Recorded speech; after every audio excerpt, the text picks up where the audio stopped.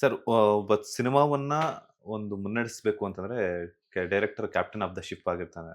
ಹ್ಮ್. So ಅಂಥದ್ರಲ್ಲಿ ಅವ್ರದೇ ಅಂತ ಒಂದು ವಿಷನ್ ಮೂಲಕ ಸಿನಿಮಾನ ಪ್ರೆಸೆಂಟ್ ಮಾಡ್ತಾರೆ. ಹ್ಮ್. ಕೆಲವೊಂದ್ಸಲ ಅದು ಎಲ್ಲೋ ಹಿಡುತ್ತೆ ಹ್ಮ್. ಅಥವಾ ಆಡಿಯನ್ಸ್ ತಗೊಳ್ಳುವಂತ ರೀತಿ ಚೇಂಜಸ್ ಆಗಿರ್ಬೋದು. ಒಬ್ಬೊಬ್ರದ್ದು ಒಂದೊಂದು ಒಪಿನಿಯನ್ ಆಗಿರೋದ್ರಿಂದ ಆ ತರ ಎಡು ಬಿದ್ದಾಗ ಹ್ಮ್. ಸೊ ನೀವು ಒಂದಷ್ಟು ಸಿನಿಮಾಗಳಲ್ಲಿ ಏನಾದ್ರು ಎಡವಿದ್ದಾಗ ಅಥವಾ ನಿಮ್ಗೆ ಅನಿಸಿದ್ದಾಗ ನೀವು ಹೇಳ್ತಾ ಇದ್ರಿ ಶಿವಣ್ಣ ಅವ್ರಿಗೆ ಒಂದು ಹಿಟ್ ಕೊಡಕ್ಕಾಗಿಲ್ಲ ಅಂತ. ಹ್ಮ್. ನಿಮ್ದು ಒಂದು ಪ್ರಾಸ್ಪೆಕ್ಟಿವ್ ಇರುತ್ತೆ, ನಾನು ಅವ್ರಿಗೊಂದು ಹಿಟ್ ಕೊಡ್ಲೇಬೇಕು ಅಂತ. ಬಟ್ ಜನ ತಗೊಳ್ಳೋವಂಥದ್ದು ರೀತಿ ಬೇರೆ ಇರ್ತದೆ. ಹೌದು. ಸೊ ಆ ಒಂದು ಮೂಮೆಂಟ್ ಅಲ್ಲಿ ಆ ಒಂದು ಕಷ್ಟದ ದಿನಗಳ ಬಗ್ಗೆ ಹೇಳೋದಾದ್ರೆ ಇಲ್ಲ ಸರ್, ಏನು ಸಕ್ಸಸ್ ಬಂದಾಗ ಎಂಜಾಯ್ ಮಾಡಿದ್ದೀನಿ. ಫ್ಲಾಪ್ ಆದಾಗ ಒಂದ್ 2 ದಿನ ಬೇಜಾರಾಯ್ತು, ಯಾಕೆ ಓಡ್ಲಿಲ್ಲ ಸಿನಿಮಾ, ನಾನು ಏನ್ ತಪ್ಪು ಮಾಡಿದೆ ಅಂತ. ಆ ತಪ್ಪನ್ನ ತಿದ್ಕೊಳ್ಳೋ ಪ್ರಯತ್ನ ಮಾಡಿದ್ದೀನಿ ಅಷ್ಟೇ. ಅಂದ್ರೆ 2 ದಿನ ಮರ್ತ್ಬಿಡ್ತೀನಿ ಸರ್. ಸಕ್ಸಸ್ ಬಂದಾಗಲೇ 2 ದಿನ ಜ್ಞಾಪಕ, ಅಷ್ಟು ಖುಷಿ ಆಗಿತ್ತು ಸರ್, ಜನ ನೋಡೋದು ಒಂದು ಖುಷಿ, ಮರ್ತ್ಬಿಡ್ತೀನಿ. ಫ್ಲಾಪ್ ಆದಾಗ 2 ದಿನ ಬೇಜಾರಾಗುತ್ತೆ. ಆಮೇಲೆ ಏನು ಮಾಡೋಕ್ಕಾಗಲ್ಲ. ಎಲ್ಲರೂ, ನಾನು ಒಬ್ಬನೇ ಅಲ್ಲ, ಎಲ್ಲರೂ ಫ್ಲಾಪ್ ಕೊಟ್ಟಿದ್ದಾರೆ. ಅಂತಂತ ದೊಡ್ಡ ಡೈರೆಕ್ಟರ್ಗಳೇ ಫ್ಲಾಪ್ ಕೊಟ್ಟಿದ್ದಾರೆ, ನಾನೇ ಯಾವ ಲೆಕ್ಕ ಅಂತ ಕನ್ವಿನ್ಸ್ ಆಗ್ತೀನಿ. ಕನ್ವಿನ್ಸ್ ಆಗಿ ಬೇರೆ ಏನಾರು ವಸ್ತು ಮಾಡೋಣ ಅಂತ ಪ್ರಯತ್ನ ಪಡ್ತೀನಿ. ಅಷ್ಟೇ ಅಲ್ಲ ಸರ್, ಪುನರಪಿ ಜನನಂ ಪುನರಪಿ ಮರಣ.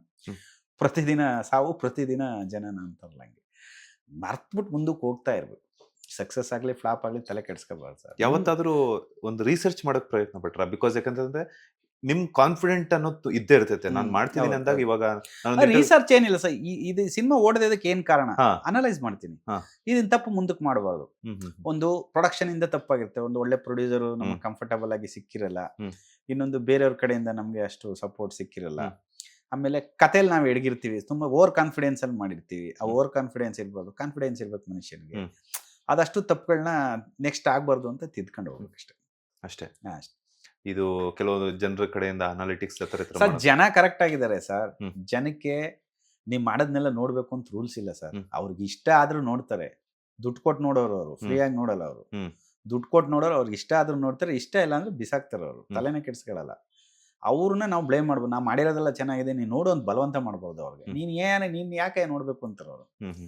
ಅದೇ ಅವರು ನಾವು ಹಿಟ್ ಕೊಟ್ಟಾಗ ನಮ್ಮ ಸಿನಿಮಾನ ಅವ್ರು ಬಂದು ನೋಡಿ ಅಂತ ನಾವು ಹೇಳಿರಲ್ಲ, ಬಂದು ನೋಡಿ ಖುಷಿ ಕೊಟ್ಟು ಇನ್ನೂ 4-5 ಸಲ ನೋಡಿ ರಿಪೀಟ್ ಆಗಿ ಆಕಾಶ ಅರಸುವಂತ ಸಿನಿಮಾಗಳನ್ನ ನೋಡಿದ್ದಾರೆ, ಎಂಜಾಯ್ ಮಾಡಿದ್ದಾರೆ. ಏನೇ ಸ್ವಾರ್ಥ ಇಲ್ಲದೆ ಎಂಜಾಯ್. ಅವ್ರಿಗೆ ಸ್ವಾರ್ಥ ಇಲ್ಲ ಸರ್, ಸಿನಿಮಾ ಎಂಟರ್ಟೈನ್ಮೆಂಟ್ ಆಗಿರ್ಬೇಕು, ಅವ್ರಿಗೆ ಅದನ್ನ ಇಷ್ಟಪಡ್ತಾರೆ ಅಷ್ಟೇ ಹೊರತು. ಹಂಗನ್ಬಿಟ್ಟು ಜನ ನಾನು ಚೆನ್ನಾಗಿ ಮಾಡಿದ್ದೀನಿ ಸಿನಿಮಾ ನೋಡಿಲ್ಲ ಅಂದ್ರೆ ನಾನು ಚೆನ್ನಾಗಿ ಮಾಡಿದ್ದೀನಿ ಅಂದ್ರೆ ಏನು ಪ್ರಯೋಜನ? ಅವ್ರಿಗೆ ಅರ್ಥ ಆಗಬೇಕು. ಜನಕ್ಕೆ ಇಷ್ಟ ಆದ್ರೆ ಸಿನಿಮಾ ಸಕ್ಸಸ್. ಹಿಟ್ಟು ಫ್ಲಾಪ್ ನಾವು ಮಾಡೋದಲ್ಲ ಸರ್, ಅವ್ರು ಮಾಡೋದು. ಮಾರ್ನಿಂಗ್ ಶೋಲಿ ಒಬ್ಬ ಸ್ಟಾರ್ ಕ್ರಿಯೇಟ್ ಮಾಡೋದು, ಒಬ್ಬ ಡೈರೆಕ್ಟರ್ ಕ್ರಿಯೇಟ್ ಮಾಡೋದು, ಒಬ್ಬ ಪ್ರೊಡ್ಯೂಸರ್, ಎಲ್ಲ ಆಡಿಯನ್ಸ್. ಅವರೇ ಅಲ್ಟಿಮೇಟ್ ದೇವ್ರಿದ್ದಂಗೆ ಅವರು. ಅಣ್ಣವ್ರು ಹೇಳ್ತಾರಲ್ಲ, ಅಭಿಮಾನಿಗಳೇ ದೇವರು ಅಂತ. ಆಮೇಲೆ ನಾವು ಅವ್ರನ್ನೆಲ್ಲ ಬ್ಲೇಮ್ ಮಾಡ್ಬಾರ್ದು ಸರ್ ಜನಗಳನ್ನ. ನಾಳೆ ದಿನ ನಾವು ಈಗ ಫ್ಲಾಪು ಸಿನಿಮಾ ನೋಡ್ತಾರೆ, ಯಾರು ನೋಡ್ಲಿಲ್ವಲ್ಲ ಇವರು ನಾವು ಅನ್ಕೊಂತೀವಿ. ಪುನಃ ನಾಳೆ ಒಂದು ಸಿನಿಮಾ ಏನೋ ಒಂದು ಚಿಕ್ಕದಾಗ ಮಾಡೋಣ, ಸುಮಾರಾಗೆ ಮಾಡ್ತಿದ್ದು, ಕ್ಲಿಕ್ ಆಗ್ಬಿಡುತ್ತೆ.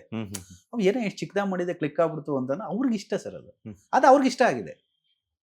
ಅವ್ರ ಇಷ್ಟಕ್ಕೆ ತಕ್ಕಂಗೆ ನಾವಿರ್ಬೇಕು ಹೊತ್ತು ನಮ್ಮ ಇಷ್ಟಕ್ಕೆ ತಕ್ಕಂಗೆ ನೀವು ಬಂದು ನೋಡಿ ನಾನು ಚೆನ್ನಾಗಿ ಮಾಡಿದ್ದೀನಿ ನಾವೆಲ್ಲ ಮಾಡಿದೀವಿ ನೋಡಿ ಅಷ್ಟೇ ಹೇಳ್ಬೇಕು. ನೀವು ಯಾಕೆ ನೋಡ್ಲಿಲ್ಲ ಅಂತ ಕ್ವಶನ್ ಕೇಳ್ಬೋದು. ನಾವು ನೋಡೋದು ಬಿಡೋದು ಅವರ ಆಯ್ಕೆ, ಅದು ಸ್ವಾತಂತ್ರ್ಯ ಅವರು.